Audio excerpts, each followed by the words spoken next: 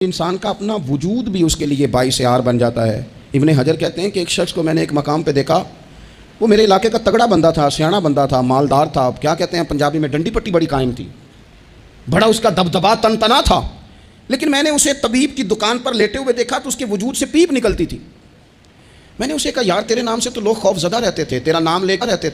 لے کے تو لوگ بچوں کو ڈرایا کرتے تھے، تیرے سے انسلاک رکھنے والے تو بازاروں میں گردنیں اونچی کر کے چلتے، تجھے کیا ہوا؟ تو کہنے لگا بس جب خدا کا حکم آیا،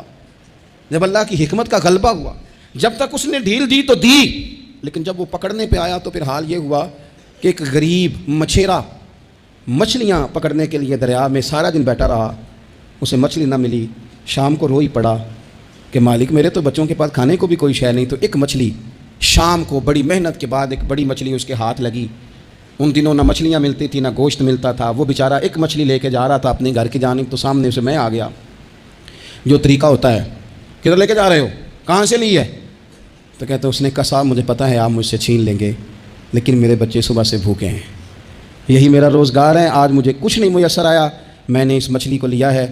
مجھے تو بیچنے کو بھی کچھ نہیں ملا، پتہ نہیں مجھے پکانی کس طرح ہے، تو یہ ایک مچھلی میرے بچوں کی خوراک بنے گی، کل لوٹ لینا، پرسوں لوٹ لینا، تمہارا تو کام ہی لوٹنا ہے، چلو کچھ دن کے لیے ہاتھ روک لو۔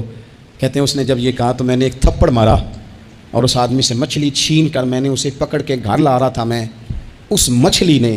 حالانکہ مچھلیاں کاٹا نہیں کرتی، کہنے لگا اس مچھلی نے ناخن پر میرے پورے پر تھوڑا سا کاٹا ہے، اور میں نے کہا کوئی بات نہیں، مچھلی ذرا بڑی تھی، اس نے کاٹ لیا، میں نے تھوڑی سی پٹی باندھی اور گھر والوں کو کہا مچھلی پکا دیں، انہوں نے پکائی کھائی، کچھ پتہ ہی نہیں تھا، 2-4 دن گزرے ہیں تو زخم آگے بڑھنے لگا ہے۔ طبیب کو دکھایا ہے تو اس نے کہا یہ تو انگلی کاٹنی پڑے گی۔ کہتا ہے وہ انگلی کٹوائی، ایک ہفتہ نہیں گزرا تھا کہ زخم آگے بڑھا، تو پھر وہ ہاتھ کی طرف بڑھا، تو میں نے جا کے دکھایا تو اس نے کہا ہاتھ بھی کاٹنا پڑے گا، سارا بازو کٹوا چکا ہوں، رات کو نیند نہیں آتی، ایک لقمہ پیٹ میں نہیں گزرتا، میرے بچے، میرے بھتیجے، میرے بھائی، میرے عزیز گلی گلی اس غریب کو ڈھونڈتے پھرتے ہیں جس کا نام بھی ہم کوئی نہیں جانتے، تھک گئے تلاش کر کر کے، خدا جانے کہاں چھپ گیا اللہ کی اتنی بڑی زمین میں، وہ ملتا نہیں، میں سو نہیں پاتا۔ کہنے لگے شیخ میرے لیے دعا کر دو، مجھے کچھ نہیں چاہیے، بس وہ مجھے مل جائے اور میں اس سے نا معافی لے لوں، بس وہ مجھے معاف کر دے، 2 جملے معاف، جیسے بھی ہوگا میں منا لوں گا، بندہ درکار ہے۔ ابن حجر نے لکھا ہے، کہتے ہیں وہ تڑپتا رہا، روتا رہا، آہوزاری کرتا رہا،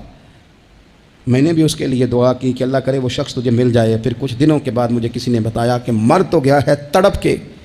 پر اس سے معافی کا موقع میسر نہیں آیا۔